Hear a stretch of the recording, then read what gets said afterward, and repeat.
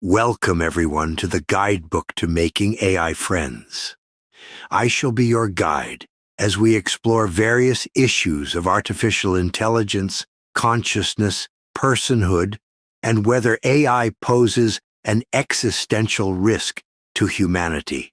The topic for today is the missing link of superintelligence, or are we missing something that isn't there?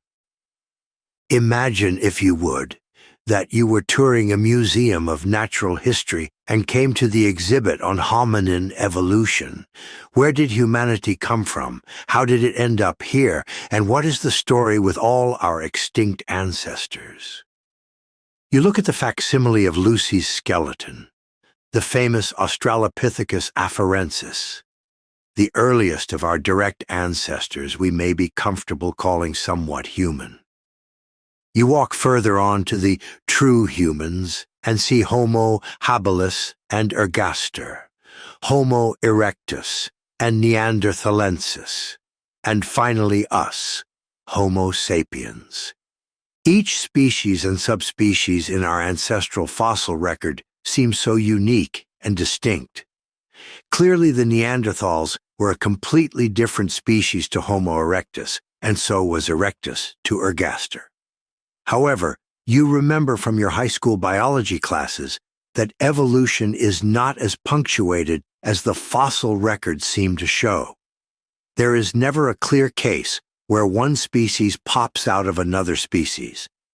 Evolution works by slow, gradual genetic and phenotypic changes in a population through hundreds and thousands of generations until a population is sufficiently different from those who came before.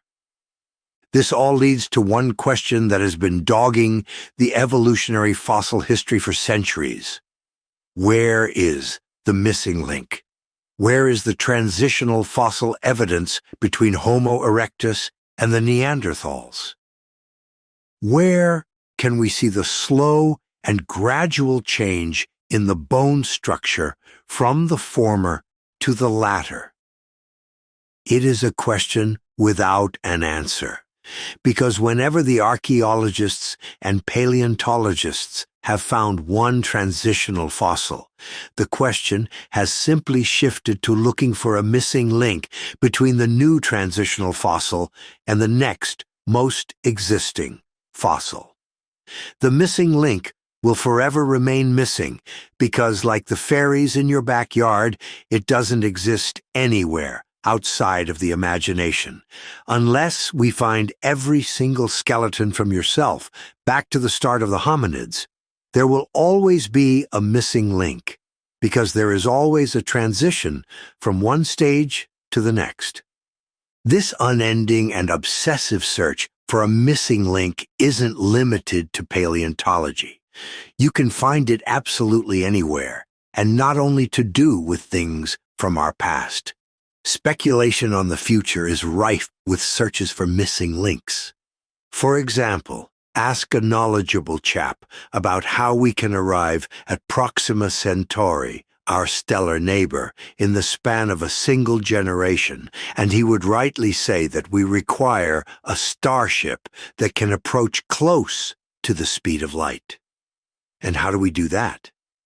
Well, we need an engine that can output vast amounts of energy. But we don't have that energy that can be safely and efficiently contained in a spacefaring vessel. But how do we do this? Well, there's the first missing link that rocket scientists have been working on since we landed on the moon. But what about AI? What missing links are we searching for there? Strangely enough, here, the community seems to want to cover up the missing link, throw a tarp over it, or throw it under a rug. It's not a question of finding a missing link, but rather hiding it. And it all has to do with superintelligence. To put it briefly, artificial superintelligence, or ASI, is when an AI is cognitively better at anything and everything the very best of humanity can do. When an AI is capable of winning the Nobel Prize in every category, that is ASI. When an ASI can outperform the smartest human in any test you put before it, that is ASI. But where does it come from? And there, as Hamlet said, is the rub. Because whenever people talk about ASI, specifically in terms of losing control of it and the imaginary risks it may pose to humanity, they always talk about ASI simply being there. One day, we have no ASI, and we are safe and sound and happy. And the next day, it has magically arrived, and we are suddenly spending our last treasured moments together before the end arrives. But what about the missing link?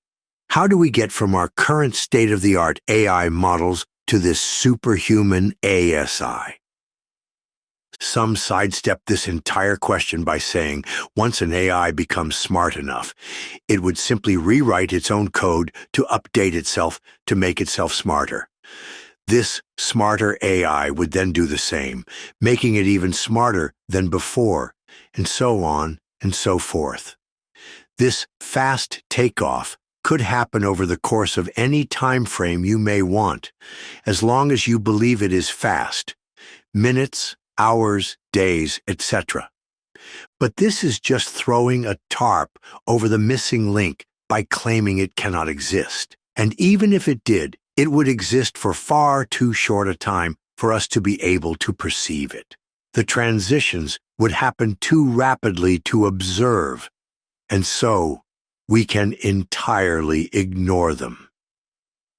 The other group of AI alarmists just simply ignore any possible transition from our current time period to the dystopian future, focusing entirely on the imagined risks that ASI poses to humanity's survival. However, as with human evolution, we know a transitionary entity must exist, and because of this, we know that ASI poses far less of a threat than initially thought. Why? Because we inventive and innovative humans will have all the pre-ASI models to work with in order to protect ourselves from our supposed doom. Imagine, if you would, the AI model just before ASI, just before we are supposed to lose control of our future. This would be an exceedingly powerful model that we could use to augment and amplify any and all defenses that humanity could need. We can use it to find new means of attacks that we cannot even imagine. Every possible avenue of attack by a future ASI can be discovered, examined, investigated, and closed by pre-ASI models. The very best security for the unknown future of AI is the transition between the known present of AI and its future.